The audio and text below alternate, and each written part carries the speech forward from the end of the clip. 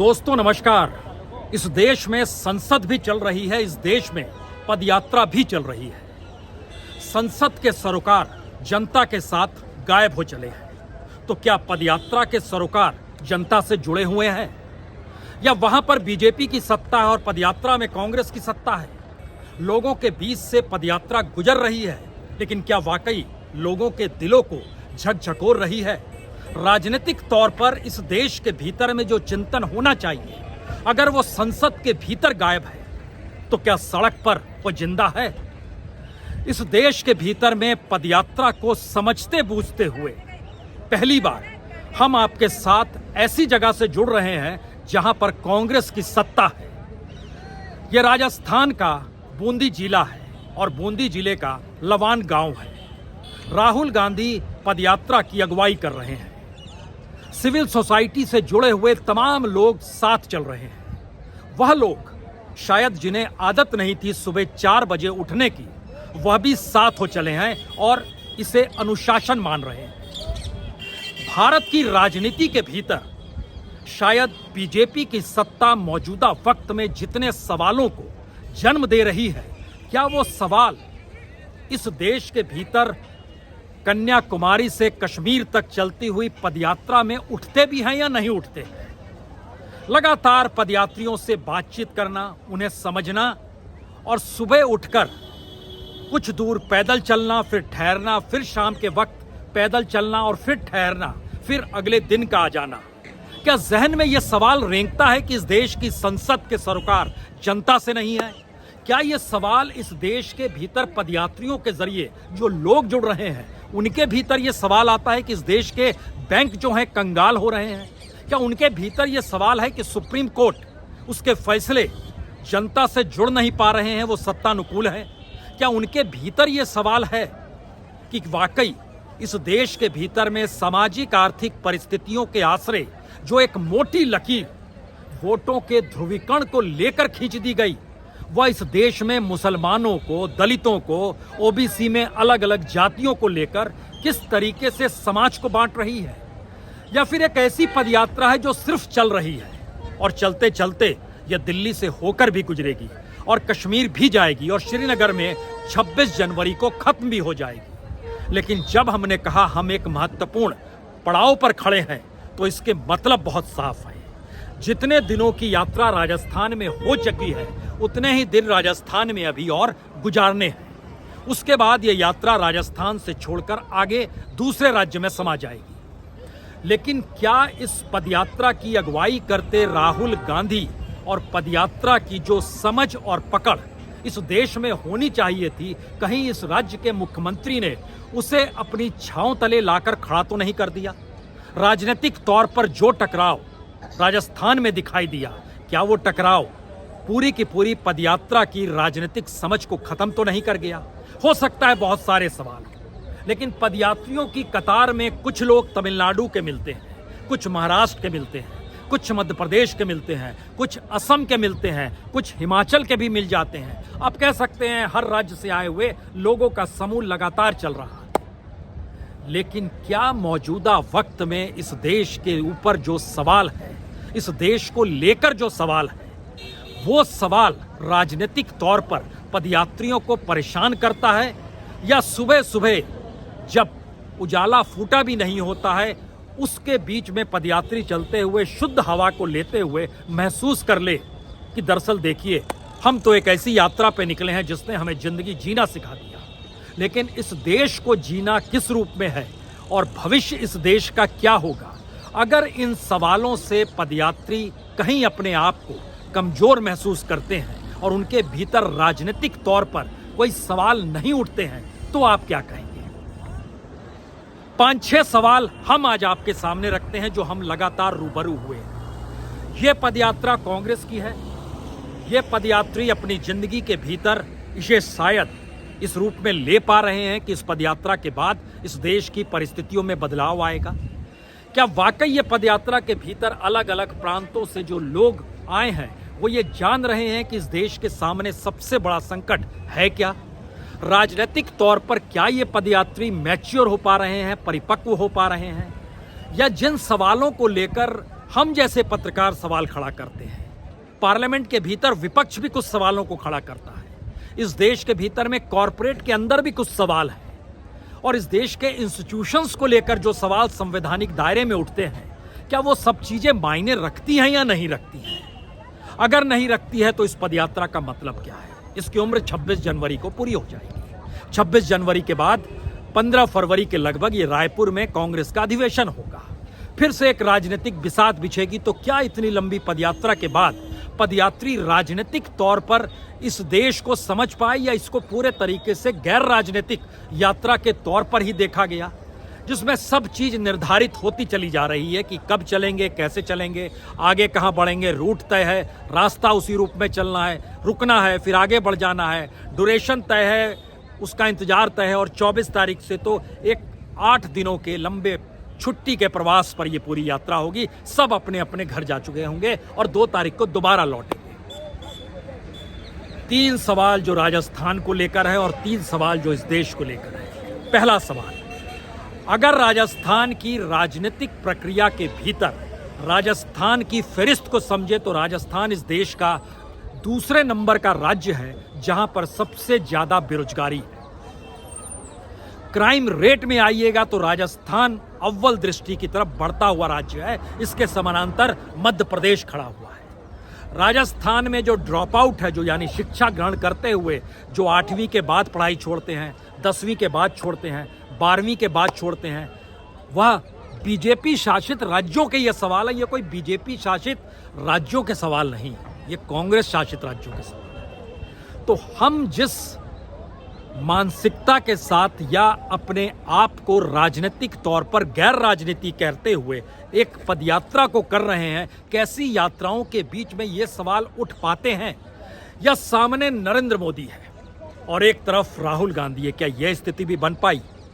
हम लगातार पदयात्रियों से जब बातचीत करते हैं तो जो सवाल निकल कर आ रहे हैं वो राष्ट्र के तौर पर जो 3 बड़े सवाल हैं।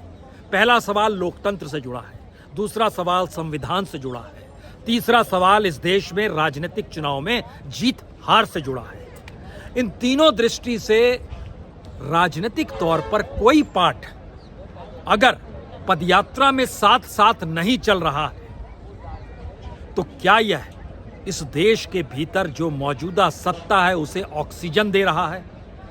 क्योंकि पदयात्रा को लेकर जितनी उम्मीद और जितनी आस इस देश के भीतर है, क्या ये पदयात्रियों के साथ भी राजनीतिक तौर पर संभव है कि वो सक्षम हो पा रहे हैं? आप कहेंगे ये कैसे संभव है? जब एक पदयात्रा चल रही होती है तो उसके साथ जो लोग होते हैं वो सिर्फ तत्काल को देखते हैं और तत्काल में सफल होना चाहते हैं। अगला सवाल, अगर वो तत्काल में सफल होना चाहते हैं तो आज जब हम आपसे संवाद कर रहे हैं तो राहुल गांधी यहां से निकलकर शिमला गए हैं। शिमला में वहां पर शपथ ग्रहण समारोह होना है। ठीक उसी तरीके से गए हैं जैसे एक दिन के लिए निकलकर गुजरात गए थे और उन्होंने आदिवासी और वनवासी के बीच एक मोटी लकीर खींची और बताया कि वनवासी कौन, आदिवासी कौन। लेकिन बीजेपी को बड़ी जीत मिल गई। तो क्या वनवासियों की जीत हो गई, आदिवासी हार गए? और जब यह शपथ ग्रहण समारोह में चले गए तो क्या यह माना जाए कि वह मुख्यमंत्री को आशीर्वाद मिल गया कि राहुल जी भी आ गए हैं? बड़ी धूमिल सी एक तस्वीर उभरती है राजनीतिक तौर पर, जो शायद इस पदयात्रा को उस राजनीति से दूर करती है जिस राजनीति में सक्रिय होने के लिए या कांग्रेस को खड़ा करने के लिए इस पदयात्रा को शुरुआत तो नहीं किया गया था कहीं, यह सोचकर। हो सकता है ऐसा है क्या? क्योंकि राजनीतिक तौर पर कांग्रेस कमजोर होती चली गई। हम आपके सामने 3-4 सवाल और रखते हैं जो सीधे सीधे कांग्रेस से जुड़े हैं, क्योंकि आज कांग्रेस पर चिंतन का वक्त है। राजस्थान एकमात्र राज्य है जहां के मुख्यमंत्री ने अपने डिप्टी सीएम को यानी अपने दूसरे व्यक्ति पर राजद्रोह का मुकदमा ठोका। इससे पहले राज्य मध्य प्रदेश चल रहा था। मध्य प्रदेश में कमलनाथ, दिग्विजय और सिंधिया अलग हो गए, लेकिन राजनीतिक नियुक्तियां मध्य प्रदेश में नहीं कर पाए कांग्रेस के कार्यकर्ता। और जो शिवराज सिंह चौहान जिस सत्ता को छोड़कर गए थे और वहां जो नियुक्तियां कर गए थे वह भी चलती रह गई। यानी बीजेपी अगर, जैसा राहुल गांधी कहते हैं एक एजेंडे के तहत काम करती है, आरएसएस को लोगों को नियुक्त कर देती है, तो पहला काम क्या होना चाहिए था? मध्य प्रदेश के भीतर जब कमलनाथ के हाथ में सत्ता आई और वहां पर राजनीतिक नियुक्तियां क्यों नहीं हो पाई? क्या यह लोकतंत्र है इसीलिए नहीं हो पाई, या राजनीतिक तौर पर विचारधारा को लेकर अपरिपक्वता है, यानी मैच्योरिटी नहीं है? क्योंकि लड़ेंगे हम आरएसएस से, लेकिन जो चला आ रहा है उसको चलने देंगे, यही डेमोक्रेसी है। अब इस डेमोक्रेसी के भीतर राहुल गांधी फिर 2-3 सवाल इस यात्रा में उठा रहे थे, जो हम लगातार पदयात्रियों से हमने एक संवाद बनाया और पूछा कि आप कहते हैं कि पदयात्रा कर रहे हैं तो अनुशासन आ गया है, तो ये अनुशासन राजनीतिक तौर पर कांग्रेस के नेताओं में क्यों नहीं आ पाया है? जब उनके अपने लीडर सोचते हैं कि राजनीतिक तौर पर इस राज्य को इस दिशा में चलना चाहिए, राजनीतिक तौर पर मुख्यमंत्री को यह निर्णय लेना चाहिए, राजनीतिक तौर पर एक दूसरे को चुनाव के मद्देनजर ले आना चाहिए, वो क्यों नहीं मानता है? तो क्या लोकतंत्र यानी डेमोक्रेसी में अनुशासन नहीं होता है? या राजनीति उस दूरदृष्टि को देखना चाहती है जिस दूरदृष्टि को लेकर मौजूदा वक्त में कांग्रेस में एक बड़ी शून्यता है, एक वैक्यूम की स्थिति है, तो इसे मथेगा कौन? एक सवाल और जो इसके साथ जुड़ा हुआ है, हमने राजस्थान में नोट किया कि बड़ी तादाद में मनरेगा से जुड़े मजदूर, आंगनबाड़ी से जुड़ी हुई महिलाएं, उनकी तादाद नजर आ रही है और हर इलाके में पंचायत वालों को बोला गया तुम अपने यहाँ के लोगों को लाओ और भीड़ महसूस होती रहनी चाहिए। तो क्या जनता गायब है? और क्या जनता से जुड़ाव जो होना चाहिए किसी भी पदयात्रा के वक्त, उसके इर्द गिर्द का जो कर्टेन है वो इतना मजबूत है कि दरअसल उसमें पारदर्शी तरीके से कोई संवाद बना पाने की स्थिति में नहीं है, या छिटपुट तरीके से जो छोटे छोटे मुद्दे होते हैं, कभी कोई सैनिक मिल गया, कभी 3-4 धर्मों के लोग मिल गए, कभी कोई महिलाएं आ गई, कोई बच्चे आ गए, लेकिन यह देश तो राजनीतिक तौर पर इस पदयात्रा को देखना चाहता है। और जुड़ने और जुड़ाव के सवाल इस देश के भीतर में जब राजनीति ड्राइव करती हो, यानी पॉलिटिक्स ही जिस देश का भविष्य निर्धारित कर रही हो, उस देश में बिना पॉलिटिकल कॉन्शियसनेस के यानी राजनीतिक जागरूकता के बगैर आप कैसे चल सकते हैं और किस रूप में चल सकते हैं? एक सवाल और है जो हमारे जहन में इस दौर में उठा। राजस्थान गरीब राज्य है, यहाँ के आधे दर्जन जिले जो हैं एस्पिरेशनल डिस्ट्रिक्ट में आते हैं, यानी 50% से ज्यादा जो गरीबी की रेखा से नीचे लोग रहते हैं। मध्य प्रदेश के भी ऐसे लोग ना आए, वहां से भी यात्रा गुजरी। महाराष्ट्र के भीतर भी दर्जन भर जिले हैं जो इस दायरे में आते हैं। कर्नाटक के भी 3 जिले हैं, तेलंगाना के भी जिले हैं, वहां से भी गुजरे हैं। जब इन राज्यों से गुजर रहे हैं तो अक्सर यह सवाल आता है कि दरअसल यह फीलिंग पदयात्रियों को होती होगी क्या कि जब सुबह से पदयात्रा शुरू हुई और 10 बजे रुक गई तो उसके बाद भोजन तय है, चाय मिल जाएगी, नाश्ता मिल जाएगा, खाना मिल जाएगा। यानी इस देश के भीतर की पेट की भूख और उस भूख को भरने के लिए प्रधानमंत्री कल्याण योजना के तहत 5 किलो अनाज देना और वही इस देश का राष्ट्रीय धर्म बता देना कि देखिए ये होती है वेलफेयर स्कीम। यानी ये देश अपने पैरों पर खड़ा नहीं हो और राजनीतिक तौर पर जो जनता राजनीतिक पार्टी के साथ जुड़ जाए उसके लिए भोजन पाने की व्यवस्था है। यह देश अपने पैरों पर अपने भविष्य को कैसे खड़ा करेगा, यह सवाल क्या गायब हो जाता है? और ऐसे तौर तरीके इस देश में शॉक ऑब्जर्वर का काम करते हैं, यानी जनता के भीतर का गुस्सा, उसके भीतर को भविष्य के भारत को लेकर जो सपना है वह भी क्या गायब हो जाता है? आप कहेंगे हो सकता है। हमने यहां बहुत संतुष्ट लोगों को देखा जो कहते हैं हाँ अच्छा लग रहा है। हम अक्सर यह सोचते हैं किसी अच्छी फिल्म को देखते हुए किसी व्यक्ति से पूछिए, बोलेगा अच्छा लगा। पार्लियामेंट की बहस को सुनिए, वो कहता है अच्छा लगा। किसी पहाड़, समुद्र, नदी के किनारे बैठा हुआ शख्स कहता है अच्छा लगा। पार्लियामेंट के भीतर जो सांसद होते हैं जब वो किसी चर्चा में शामिल होते हैं या स्टैंडिंग कमेटी जो रिपोर्ट देती है और बताती है कि दरअसल इस क्षेत्र में ये नहीं हो रहा है क्योंकि उसमें विपक्ष की भागीदारी भी होती है, तो भी कहते हैं देखनी हमने मुद्दा तो उठाया, अच्छा लग रहा है। और इस दौर में जब स्टैंडिंग कमेटी से विपक्ष के लोगों को सरकार ने दरकिनार करना शुरू किया तो भी हमने सांसदों से पूछा अब आपको कैसा लग रहा है? बोले हमने मुद्दा तो उठा दिया पार्लियामेंट में, ठीक लग रहा है। यानी इस देश के भीतर संतुष्टि का भाव, सकारात्मकता का भाव अगर इस रूप में व्याप्त है तो फिर कौन से सवाल इस देश के भीतर में है जिसको लेकर हम ये कहें कि दरअसल ये पॉलिसी गलत है या ये निर्णय गलत है और पार्लियामेंट में बोलने नहीं दिया जाता है। यहां पे हमको 3-3 सांसद मिले जिन्हें सोमवार को शामिल होना है संसद के सत्र में। वो देख रहे हैं कि कौन रेलगाड़ी से जाएगा, कौन हवाई जहाज से जाएगा, कौन कार से जाएगा। एक भी पैसा जो खर्च होता है किसी पॉलिटिशियन के ऊपर, क्या उसकी जेब से खर्च होता है या वह भी टैक्स पेयर का पैसा है, वह भी उस कॉन्स्टिट्यूएंसी का पैसा है।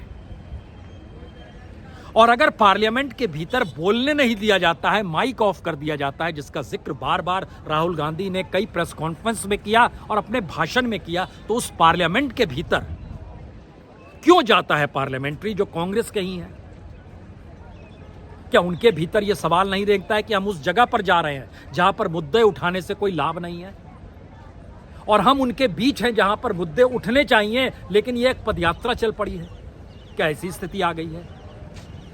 यानी इस देश के इंस्टीट्यूशंस में, सुप्रीम कोर्ट के भीतर हम पीआईएल के तौर पर मुद्दे उठाएंगे। इस देश के भीतर जब कॉलेजियम का जिक्र होगा और सरकार चाहेगी कि सत्ता कब्जा कर ले, अपॉइंटमेंट कमीशन बनाकर, नेशनल जुडिशरी अपॉइंटमेंट कमीशन बनाकर, तो हम विरोध करेंगे। इस देश के भीतर जब इलेक्शन कमिश्नर की नियुक्ति होगी तो हम उसका विरोध करेंगे। एक झटके में 24 घंटे के भीतर आप कैसे नियुक्त कर सकते हैं? सवाल है कि इस देश की जनता के बीच मौजूद है फिलहाल इस देश के सबसे बड़े नेता, जो हाईकमान के तौर पर जिनकी पहचान है राहुल गांधी। गाहे बगाहे प्रियंका भी आई, गाहे बगाहे सोनिया गांधी भी आई, मल्लिकार्जुन खड़गे भी आए, कमलनाथ को भी देखा, दिग्विजय सिंह को भी देखा, हर प्रदेश के कांग्रेसी नेताओं को, यहां सचिन पायलट को भी देखा, गहलोत को भी देखा, हर राज्य के जो नेताओं का समूह है सबको देखा। तो इस देश में जब इंस्टीट्यूशन फेल है तो उन इंस्टीट्यूशन के पैरेलल में इस देश का लोकतंत्र, जनतंत्र और लोकतंत्र का मंदिर टटोलने के लिए हमको पार्लियामेंट जाना पड़ेगा, या इसी जगह को पार्लियामेंट बना लेना होगा और बताना होगा कि दरअसल यही पार्लियामेंट है, हम सारे मुद्दे यही उठाएंगे।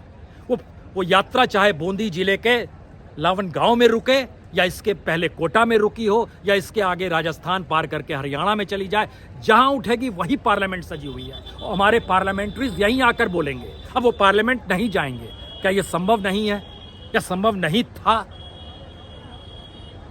हम बजट में भी नहीं जाएंगे क्योंकि बजट के भीतर जो सवाल है इस देश की पॉलिसी में लोगों से नहीं जुड़ पा रहे हैं। क्या ये संभव नहीं है? जनतंत्र और लोकतंत्र दोनों जनता से बनता है और हम जनता के बीच होकर भी अपने पार्लियामेंट्रीज को पार्लियामेंट भेजते हैं शिकायत करने के लिए सुप्रीम कोर्ट। आप कहेंगे अरे आप तो इस देश के इंस्टीट्यूशंस को खत्म करना चाहते हैं, इस देश के इंस्टीट्यूशन को खत्म करके आप पैरेलल में कुछ चीजें क्रिएट करना चाहते हैं। कोई नहीं चाहता है। हम चाहते हैं कि इस देश के भीतर में एक जर्नलिस्ट का काम करे, एक हवलदार पुलिस का काम करे, वह इनकी चौकीदारी ना करे पॉलिटिशियंस का। सुप्रीम कोर्ट में बैठा हुआ चीफ जस्टिस और जस्टिस निर्णय दे देश की जनता, वी द पीपुल के तहत, कॉन्स्टिट्यूशन में रूल ऑफ लॉ इस रूप में काम करे। इलेक्शन कमिश्नर की उंगलियां थामे कांपने लगे जब वो इस बात का ऐलान करे कि चुनाव की तारीखों का ऐलान जब वो कर रहा है तो लोग ये ना सोच लें कि सत्ता के कहने पर कर रहा है। और आंखें अगर बंद है, गुजरात जैसी जगह पर जहां 200 करोड़ से ज्यादा कैश जब्त किए गए इलेक्शन के पीरियड में, लेकिन एक भी आदमी को सजा हुई है क्या? कोई जेल में है क्या? नहीं है। और पदयात्रा जनता के बीच है, तो निकलती हुई पदयात्रा अगुवाई करते हुए कांग्रेस के नेता, जिनमें हर कोई भविष्य देख रहा है, और उनके मुख से उठे हुए सवाल जो इस देश की डेमोक्रेसी, कॉन्स्टिट्यूशन और इंस्टीट्यूशंस को लेकर हैं, जो कटघरे में उसे खड़ा कर रहे हैं, तो फिर जनता के बीच ही ये सवाल क्यों नहीं उठते हैं? और ऐसी ताकत क्यों नहीं है जब इतनी बड़ी ताकत में लोगों को आप भोजन दे सकते हैं, पानी दे सकते हैं, कंटेनर एक जगह से दूसरी जगह जाकर एक नया आशियाना बना देते हैं, तो उसी जगह पर बैठकर पार्लियामेंट क्यों नहीं चल सकती है? वहीं पर फैसले क्यों नहीं हो सकते हैं न्यायिक तौर पर?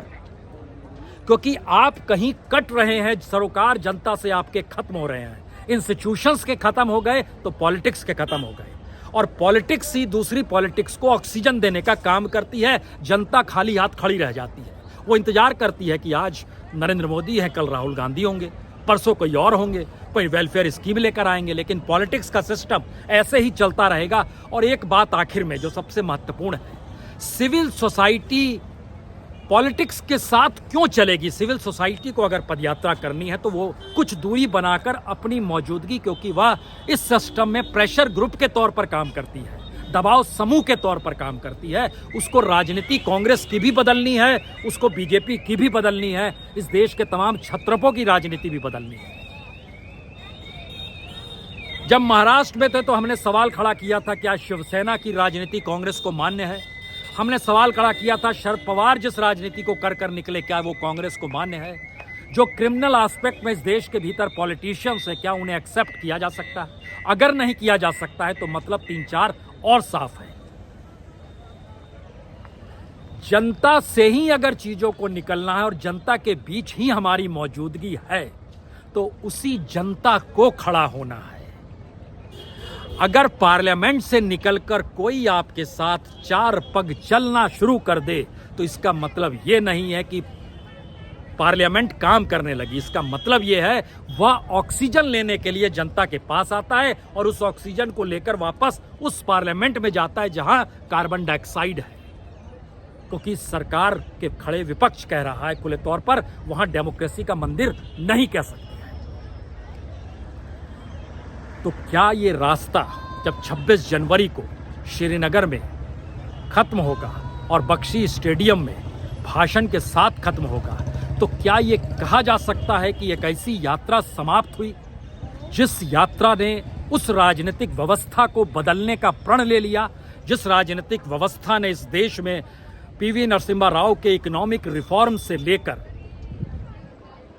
अटल बिहारी वाजपेयी का दौर हो, मनमोहन का दौर हो, इस दौर में वीपी सिंह का दौर हो, इस तमाम परिस्थितियों को समझते बूझते हुए मंडल कमंडल सारी परिस्थितियों में और छत्रपों की राजनीति ने इस देश के भीतर राजनीतिक तौर पर जितने करप्ट मानसिकता को पैदा किया, और वो परिवारवाद हो, विरासत हो, हर नेता का बच्चा है अपनी जगह पर। सवाल ये सिर्फ गांधी परिवार का नहीं है। अगर फेरिस्त में निकालिएगा तो पार्लियामेंट के भीतर बैठे हुए बीजेपी के 102 सांसद ऐसे हैं जो अपने बच्चों को बढ़ाने के लिए राजनीति कर रहे हैं। कांग्रेस के भीतर भी ऐसे 16 सांसद हैं और छत्रपों की तो पूरी कतार ही परिवार के साथ चलती है।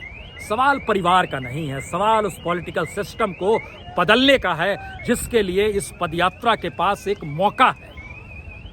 सवाल इसी विजन का है। क्या ये विजन बूंदी जिले के लावना गांव में जब हैं तो पीछे यहाँ पर जो आप देख रहे हैं शामियाना, यहाँ पर कुछ लोग आराम कर रहे हैं, भोजन हो रहा है, क्योंकि अगले पड़ाव से फिर बढ़ना है। आप कहेंगे इसको आप राजनीतिक तौर पर मत देखिए, इसको सिर्फ सामाजिक स्थिति में देखिए। बड़ा जहर घोला गया है राजनीतिक तौर पर। बीजेपी और आरएसएस ने बड़ा ही जहर घोल दिया है। तो जिसने जहर घोला और राजनीतिक सत्ता अगर उसके पास जहर घोलने के साथ है, तो अभी ऐसी पदयात्राओं का अंत इस देश में होना नहीं चाहिए। अगर पदयात्रा देश को जोड़ते हुए उस नफरत और जहर को खत्म कर रही है, क्योंकि उसकी सीटों में इजाफा हो रहा है, यानी भारत के भीतर मोटी मोटी लकीरें जो वोटर के ध्रुवीकरण के साथ राजनीति साधने की दिशा में ले जाकर हर किसी को खड़ा कर देती है, उसके समानांतर अभी आपको बड़ी मशक्कत करनी है। और 2024 और 2029 उसके दायरे में नहीं आएगा। वो 2024 भी आ सकता है और 2029 भी आ सकता है, जब इस जनता का पॉलिटिकलाइजेशन करने की स्थिति में वह लोग आकर खड़े हो जाएं कि हम पार्लियामेंट में कुछ नहीं कर पाए, अब आप लोगों को आगे जाना और आपको बढ़ना है। लेकिन नहीं, वो राजनीतिक ताकत जिनके हाथ में, वो ताकत हाथ में रखना चाहते हैं और इस बात का संदेश देते हैं कि हम आपके बीच आए हैं, क्योंकि इस देश में बड़ा जहर फैल रहा है, नफरत फैल रही है। और उसके बाद चुनाव के बाद तमगा मिल जाता है जिनके ऊपर आपने आरोप लगाया कि जहर फैला रहे थे, नफरत डाल रहे थे, घृणा फैला रहे थे, वो चुनाव जीत जाते हैं और फिर रेड कारपेट आकर बिछ जाती है। अंतर क्या है? आखिरी बात, शपथ ग्रहण में राहुल गांधी गए, हमें पता है, आपको भी पता है। 4 बरस के बाद सत्ता मिली है।